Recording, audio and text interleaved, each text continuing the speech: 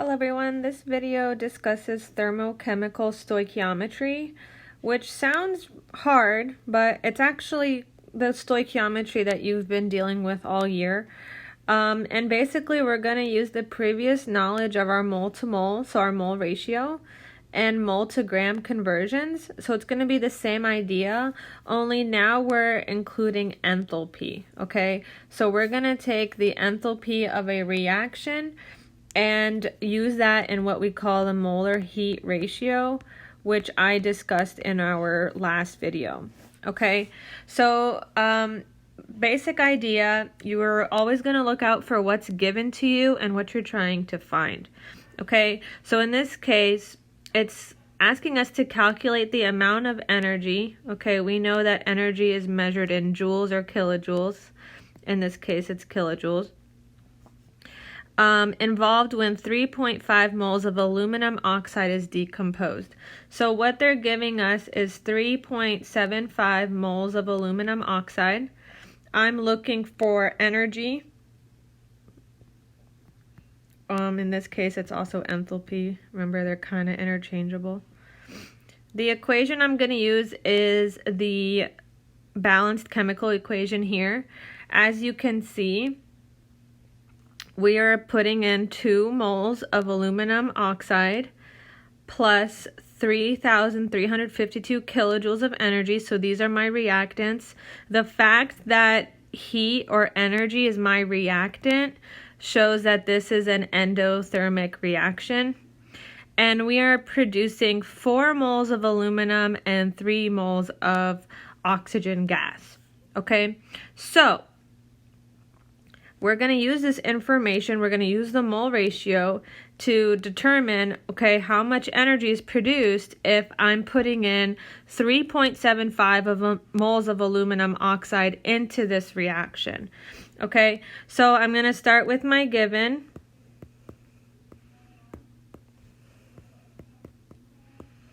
And I'm going to set up my train tracks.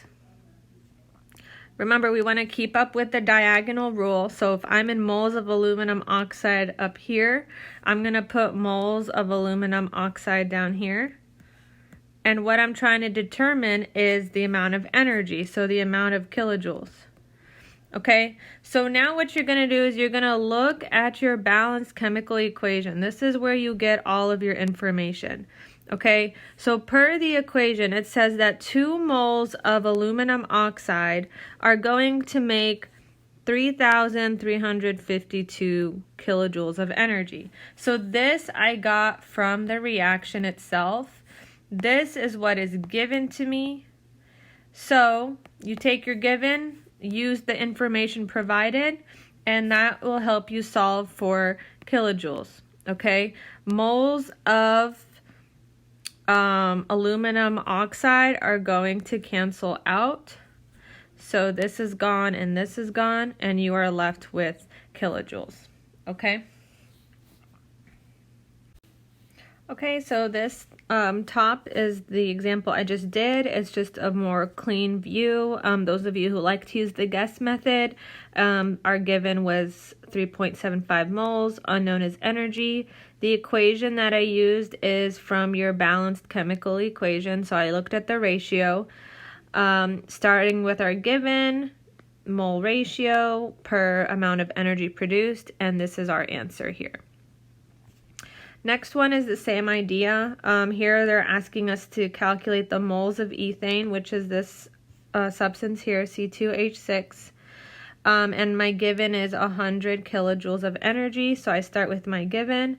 I'm looking for moles of ethane.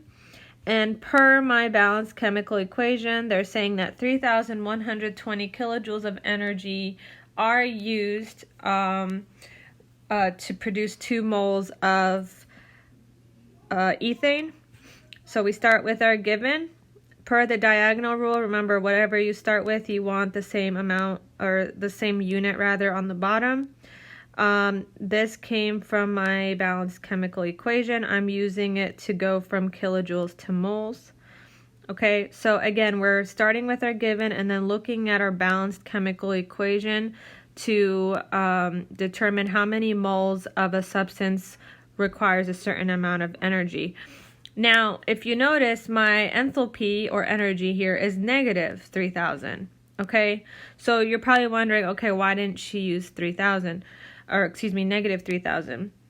Well, that's because we're solving for moles, and you really can't get a negative value for moles. So remember, heat lost is equal to heat gained. So essentially it is the same number. So it's okay if I made it positive here.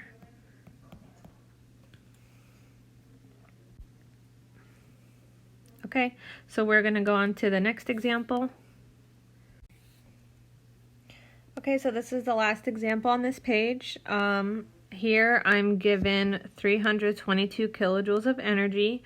I have my reaction. This is the combustion of ethane. It's actually the same as the previous reaction, but now we're looking for mass. Okay, so you're going to have to use your conversion of going from moles to grams. Which, remember, if anytime you're going from moles to grams, you're going to need the molar mass of that substance. In this case, it's ethane. Okay, so you're going to take the molar mass of carbon, which is 12.01. There's 2 carbons, so that's 24.02 grams per mole. Hydrogen is 1.008. There's 6 of those, so that's going to equal 6.048. And now to get the total molar mass, we have to add these up. And that's going to be 30.068 grams per mole. So this is the molar mass of ethane. I'm going to need it in a moment. Okay, so we're going to get the conversion started. My given is 322 kilojoules of heat. Set up your train track. The equation says that there are 3,120 kilojoules used when 2 moles of ethane is involved. And then to go from moles to grams, I need the molar mass, which we previously calculated. So that's 30.068 grams per 1 mole. Okay, so notice my conversions here. Okay, I started with my given was kilojoules. So per the diagonal rule, I have kilojoules on the bottom. These now canceled. Okay, per the equation, here's my equation. All right, 2 moles of ethane went into it. This is how much energy was produced. So this is not random. This came from the balanced chemical reaction. All right, and that's where I got this 2 moles of ethane. Okay, and then to go from moles to grams, now these moles got to cancel out. Okay, and you have to remember that molar mass is grams per mole. So now you're left with grams, which is what you want. Okay, and that is it for this video. Oh, and here's the answer for that last one. Okay, have a good one.